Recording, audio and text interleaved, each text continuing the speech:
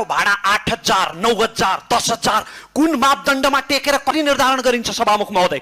घरबेटीको इच्छा बाहेक अर्को मापदण्ड छैन। म सामानमा प्राइस ट्याग टाँसे जस्तो घरको भित्तामा भाडा दर टाँस्नुपर्छ त भन्दिनँ, तर बस भाडा तोकिए जस्तै घर भाडा कोठा भाडाको पनि वैज्ञानिक मापदण्ड बनाउनै पर्छ। सम्माननीय सभामुख महोदय, आज मैले यो विषयमा बोल्दा मेरो घर मेरो मर्जी भन्ने जवाफ आउला, तर हामी जस्ताले भाडा तिरेर नै हजारौं घरबेटीको घर चलेको छ।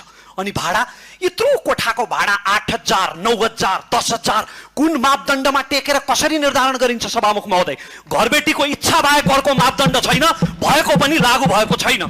यो सामान्य विषय होइन सम्माननीय सभामुख महोदय। दूर दराजबाट आएर घरबाट खर्च मगाएर पढ्ने विद्यार्थी, दैनिक ज्यालादारी गर्ने मजदुर र निम्न वर्गीयसँग प्रत्यक्ष दैनिक सरोकार भएको विषय हो। अनि सरकार बहाल कर चाहिँ उठाउने, बहालमा बस्नेहरूलाई व्यवस्था गर्ने के 3 तहको सरकार 3 तले घर हुनेहरूको मात्रै हो सभामुख महोदय?